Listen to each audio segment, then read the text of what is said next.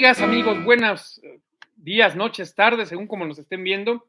Esta es una versión especial de Política Nacional, que ahora vamos a presentarles distintos participantes del programa en versiones cortas de no más de 9 minutos, temáticas enfocadas en algunos temas. Y en esta ocasión el titular del espacio, Óscar Chavira, me ha pedido que les platique un poco sobre qué podemos esperar del Poder Legislativo en 2024. Bueno.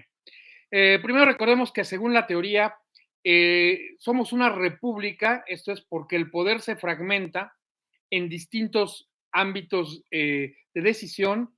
Una persona que ejecuta las leyes, el poder ejecutivo, radicado en el presidente, un grupo de personas divididas en dos cámaras, una que representa el territorio, el Senado, otra que representa a la población, los diputados, y que juntos hacen el Congreso de la Unión, el Poder Legislativo, y por último, el Poder Judicial, notoriamente con la Suprema Corte, tribunales colegiados, es decir, con varios jueces, tribunales unitarios, y luego que a la vez se distribuyen por cuantías. Por eso somos una república, porque hemos fraccionado el poder. Sin embargo, el PRI histórico, este partido que gobernó México durante 74 años, logró tener una cohesión donde el presidente podía ser de facto el líder del poder legislativo y a la vez darle línea al poder judicial y que este poder pues se concentrara metaconstitucionalmente en el presidente. ¿Cuál era la única restricción? Que solo podía quedar en el poder 6 años, y no se podía reelegir, era irreelegible directamente, tenía que pasarle el poder a alguien de otro grupo político, es decir, tuvimos presidentes que hubieran sido muy de izquierda, como Lázaro Cárdenas, que dejan en el poder a presidentes más de derecha, que a la vez pasan con una izquierda moderada, y en este péndulo ideológico pudimos mantener un partido que podía lo mismo expropiar la banca que privatizarla con el mismo grupo de diputados, aplaudiendo a dos presidentes, tomando medidas diametralmente opuestas, pero a la vez sometidas al régimen presidencial. ¿Cuál es el detalle? Que este problema o este partido se va agotando como poder único. Primero se va abriendo, deja que llegue un gobernador, luego pierde la mayoría calificada en el Congreso, va a poder construir mayorías, pero cuando unes a dos partidos, esto del PRIAN pues no es nuevo, sino data de cuando Salinas necesitaba al PAN para poder tener una mayoría calificada en el Congreso y poder empujar sus propuestas de reforma legal. Sin embargo, esa alianza PRI-PAN funcionaba porque tenían posiciones muy claras que defender y que a la vez eran benéficas para el país y que ideológicamente se habían detenido. Así logramos tener una reforma que, por ejemplo, reconoce a la Iglesia Católica, añeja bandera del PAN, pero que para efectos prácticos no cambió la realidad mexicana más allá de permitir que las iglesias pudieran tener una personalidad jurídica. En lo demás, sigue funcionando igualito. O una propuesta del PAN de desaparecer el reparto de tierras, esto es la creación de nuevos ejidos, lo cual acepta Salinas porque ya no hay tierra que repartir. Por lo tanto, con menos que dar, pues eliminas la figura de reparto de tierras y ahora vas a permitir que haya un mercado, que se compren y vendan tierras, evitando que se mantengan grandes latifundios, pero también evitando la propiedad comunal de nuevos ejidos, de nuevas propiedades comunales. Por eso estos cambios pudieron funcionar. Ahora, ¿qué sucede en los tiempos de la alternancia democrática? Es decir, del 2000 en adelante. Que mal que bien tienes al PRI, al PAN negociando entre sí, presidentes de ambos partidos, Zedillo del PRI, Fox y Calderón del PAN, Peña Nieto del PRI, pero que tienen a su vez trabas ideológicas al interior de los partidos. Buena parte de las reformas estratégicas, estructurales que hizo Peña Nieto se dieron por la alianza de una corriente del PAN con una corriente del PRI y una corriente del PRD que no comprendían a todos sus partidos. Es decir, modernizadores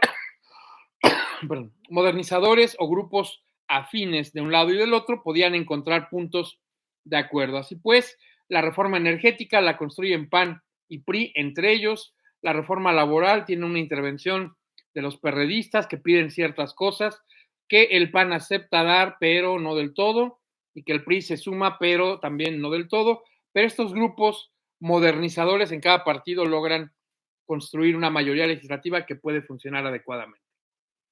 ¿Qué pasa con la llegada de López Obrador a la presidencia? Pues su primer periodo tiene por primera vez desde los años de Carlos Salinas una mayoría calificada que le permite modificar la Constitución por él solo. Con Morena y sus partidos aliados, tenía 2/3 en la primera mitad del sexenio y pudo haber hecho lo que quiso. Pero la apuesta de la 4T era generar una nueva Constitución, no necesariamente modificar las leyes existentes. Y apostó que con los logros de su primer trienio podía tener una supermayoría, una mayoría calificada en la elección intermedia y empujar una nueva constitución que podría incluir incluso, ¿por qué no?, la reelección presidencial. Sin embargo, ¿en qué le falla?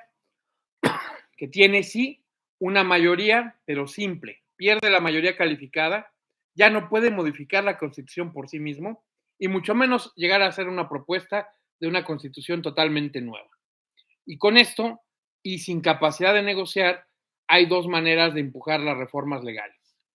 O hacerlas en leyes secundarias y arriesgarse a que al no ser constitucionales puedan complicarse, o bien pasarlas, como lo ha hecho en más de un caso, de una manera inadecuada, sin respetar el debido proceso legislativo, con algunas barbaridades como que llegan los dictámenes al Pleno sin haber sido aprobados previamente por comisiones, o que el mismo día que llega una iniciativa se reúne la comisión, dictamina y lo pasa al Pleno, lo cual es inadecuado, debería hacerse en 3 o 4 sesiones, en una que se anuncia la llegada, otra en que se le da turno, aunque esa podría ser la misma, una más en que sesiona la comisión y pasan el dictamen a lectura del Pleno.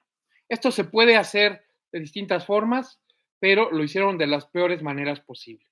Por eso parte de las reformas, en particular en materia eléctrica o con la Guardia Nacional adscrita a la Sedena, no la pudo concretar el presidente y se vuelve el legislador con más derrotas en lo que se refiere a cambios constitucionales en lo que va del siglo y del 19 y del 20. Es decir, es el presidente a quien más se le han rebotado iniciativas de ley porque las presenta de manera incorrecta.